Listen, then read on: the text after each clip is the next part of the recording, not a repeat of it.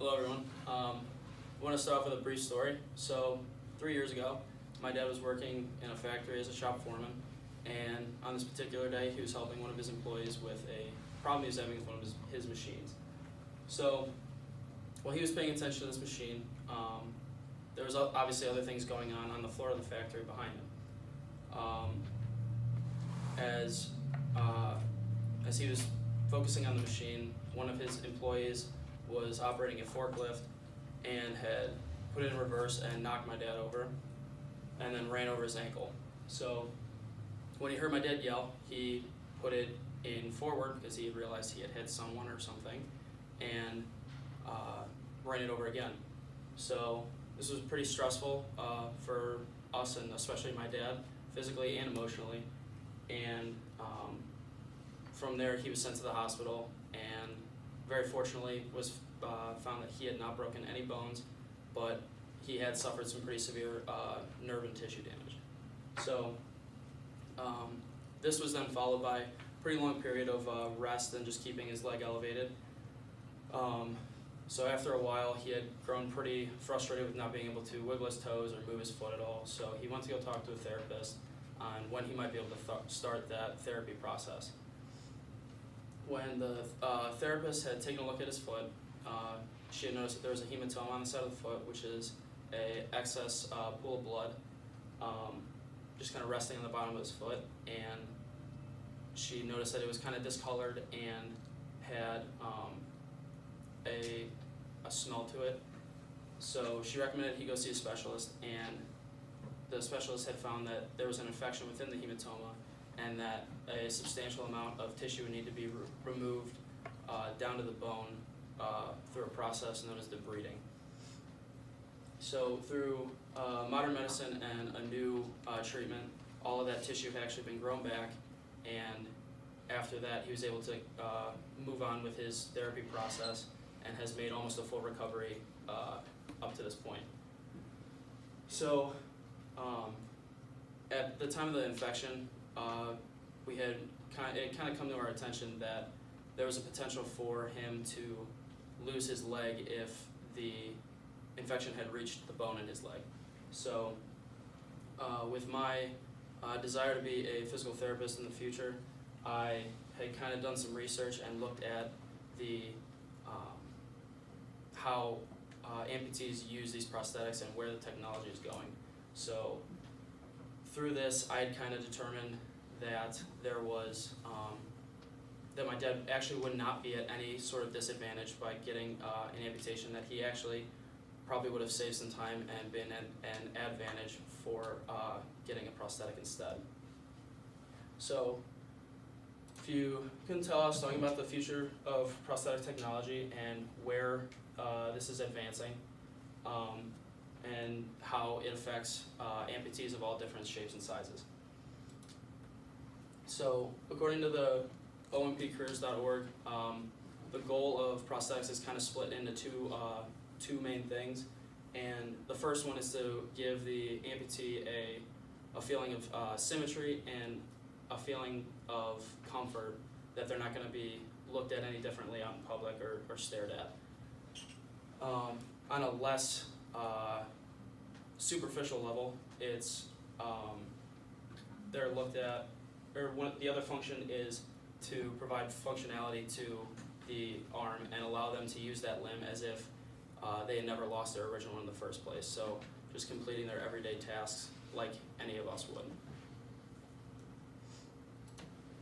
So the history of these fake limbs is pretty extensive, but I've just provided a brief timeline provided by the Amputee Coalition, just kind of explaining some of the key points, but pretty much in this timeline what they had done, or like what this shows is that it's they've gone from these very heavy immobile materials that they were using to make these products and gone to a more lightweight and mobile product. So as you can see on the left side of this picture, there's kind of a large bulky peg leg that would obviously affect the walking patterns and the level of comfort for the patient. And then on the right, you can see a more modern prosthetic that can be fitted with different types of tennis shoes, and actually with the other one even allow you to run on your own. So with today's technology, it's made from more lightweight materials, like I had mentioned, and these lightweight materials include composite materials like plastic, plastic, aluminum, and some sort of technological element. Within the last 10 years, we have had a development in the first 3D printed prosthetics, and with these 3D printed prosthetics, it gives a new level of customization, affordability, and attainability to these amputees.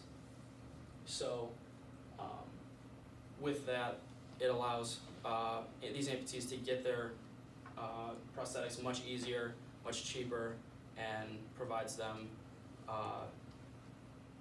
or allows them to be fitted with whatever they need. So I can see in the future, like for physical therapists, where a patient could come to like the physical therapy building and have these buildings already be equipped with some sort of, or with a 3D printer, and then have that person come in, get measured, have their limb printed and fitted, and then in that same day have them trained on how to use it and be on their way. So also within the future, according to Science in the News, there's two goals that they're still working towards with this technology and how they want amputees to be able to use it. A lot of these engineers and doctors are looking at ways to allow the mind to control the prosthetic rather than having to manually do something. So a process has already been made to do this, and that's known as targeted muscle reinnervation. Targeted muscle reinnervation is when the doctor will operate on the stub of the individual and find the nerves that would normally be connected to their limb that they don't have, and they'll connect those nerves to a muscle group that is currently still functioning in the area, and through that the brain will send signals to those nerves and then to the muscle group, and it'll be able to control the prosthetic. So the other goal for this, or the other goal that they're looking at in the future, is to be able to give some sort of sensation or feeling to the amputee within that prosthetic. So make them, if they touch something, they're able to feel it in some sort of way. The Cleveland Clinic is currently looking at a couple different ways that they might be able to implement a technology like this, but they're kind of still in the preliminary stages of that. So in the future, I can definitely see this technology getting to a point where maybe you don't necessarily have to become an amputee, but if you have a limb that might not be able to ever work up to its full potential again, a patient might elect to get an amputation and receive a prosthetic due to the consistency of the product and lack of recovery time, as to where with some of these rehab processes can take multiple years even. So as a physical therapist, I could definitely see some of these processes that they use, the tedious, long processes that kind of work on building up the body around the injured area, kind of phasing out in this light and focusing more on a treatment where they train the mind to control their new body instead. Thank you for your time.